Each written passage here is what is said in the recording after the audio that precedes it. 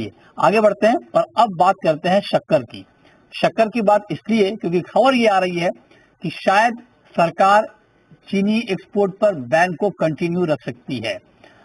इसी पर हम बात करेंगे और बातचीत के लिए हमारे साथ अतुल चतुर्वेदी हैं, executive chairman Shri Renuka sugars के, और साथ ही हमारे साथ मेयर कमोडिटीज के सीईओ राहिल शेख भी होंगे। तो आप दोनों का बहुत स्वागत है। ठीक है, हमारे साथ राहिल शेख भी हैं, मेयर कमोडिटीज के। राहिल जी, बहुत स्वागत है आपका। खबर आपने सुन ली होगी कि चीनी एक्सपोर्ट को शायद अभी उसके ऊपर बैन कंटिन्यू रहे। कैसा लग रहा है सुन के?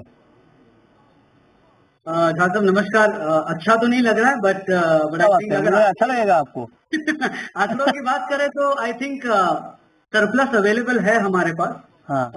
अगर आप ये रॉयटर्स के माध्यम से न्यूज हमारे पास भी आई है। हाँ। अगर आप इस न्यूज को पढ़े तो उन्होंने सोर्सेस को कोट करते हुए कहा कि अगले साल का उत्पादन 32 के लगभग रहेगा। जहां तक आपने अगर इस्मा का अनुमान देखा है तो 33.3 है या 7 है, और अगर हमारा मेयर कमोडिटीज और मैरिक्स की हम बात करें तो हम 34.7 अगले साल का अनुमान लगा रहे हैं कि हमारा प्रोडक्शन होगा। भारत सरकार 32 किसने बता दिया फिर सरकार को जाके आपकी तरफ से? आपकी इंडस्ट्री वाले नहीं बताया होगा 32? सर ये अभी सोर्सेज है, अभी सोर्सेज में कौन है तो उन्होंने नाम नहीं लिखा। अगर होता तो हम आपसे बात कर पाते। बट जहां तक के जो गन्ने की सिचुएशन है, अगर भारत सरकार के आप एग्रीकल्चरल डिपार्टमेंट के आंकड़े देखे तो अराउंड 5.8 to 5.9 मिलियन हेक्टेयर पे सोइंग हो चुकी है। तो this is almost kind of a record structure.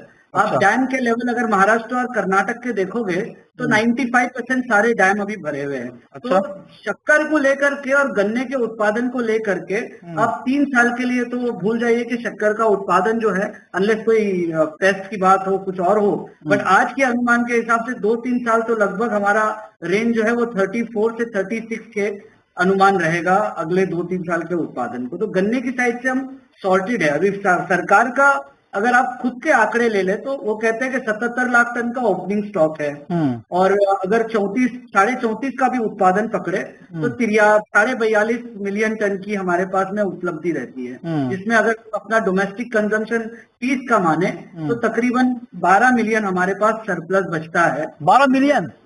इसमें कह रहा है 9 मिलियन? नहीं, 12 में से 5 जाएगा सर एथेनॉल ब्लेंडिंग में। अच्छा, तो हमारे पास 7 बचा। 7 मिलियन आप कह रहे हैं। अगर स्टॉकिंग के लिए भी रखा हाँ। तो 1 से 2 मिलियन 1.5 मिलियन का रेंज है जो ये वर्ल्ड मार्केट में आज। अच्छा, एक बात, ये जो आप कह रहे हैं राहिल जी, ये बात बहुत महत्वपूर्ण है और मैं चाहता हूँ कि ये बात सामने आनी चाहिए कि डेटा में बड़ा मिसमैच होता है सर। डेटा में मिसमैच मैं इस सेंस में कह रहा हूँ कि मतलब जैसे आप कह रहे हैं कि एथेनॉल में जाने के बाद 7 मिलियन टन के आसपास का हमारे पास बफर स्टॉक होगा, राइट? 2 million ton. इसमें का क्या 9 मिलियन टन है सर? इसमें का अबाउट 9 मिलियन के करीब है। हाँ। मैं तो भारत सरकार के आंकड़े कह रहा हूँ। मैं तो कहता हूँ कि सरकार अपनी पॉलिसी जो है वो अपने आंकड़े पे अगर बनाती भी है तो भी हमारे पास 1.5 मिलियन का सरप्लस है। इसमा के आंकड़े ले ले तो 3 मिलियन के करीब का सरप्लस। हाँ, तो डबल का फर्क है आंकड़ों में भी। ये आंकड़ों की वजह से ही अतुल जाएगा। तो राहिल भाई, आप एक बार बताइए कि फिर ऐसी सिचुएशन में अगर सरकार ये डिसीजन लेती है कि भाई एक्सपोर्ट बैन को कंटिन्यू रखें, तो क्या उस चीनी को संभालना थोड़ा मुश्किल होगा, या अगर मान लीजिए थोड़ा स्मॉल में डाइवर्जन बढ़ जाए, मतलब उस चीनी का होगा क्या? मैं जानना चाहता हूँ। क्या फिर दाम कम हो जाएंगे, आप लोग कुछ कम दाम में बेच देंगे, क्या होगा उसका इम्पैक्ट?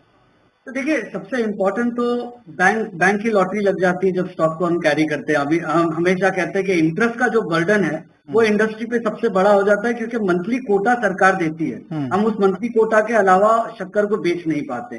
तो सबसे बड़ा योगदान हो जाता है कि हमारे कॉस्ट ऑफ प्रोडक्शन में जो भी सरप्लस शुगर हमारे पास बचती है वो हमारे लिए इंटरेस्ट बर्डन बन जाती है। हमको उसका इंटरेस्ट मुहैया करना पड़ता है, पॉइंट नंबर 1। पॉइंट नंबर 2, उस चीनी का जो है एथेनॉल ब्लेंडिंग, जैसे आपने कहा, अभी हम समझते हैं कि 8.5 बिलियन लीटर्स की हमारी कैपेसिटी है, उसमें हम मैक्सिमम 5 मिलियन टन डाइवर्ट कर पाएंगे, क्योंकि शुगर सीजनल है।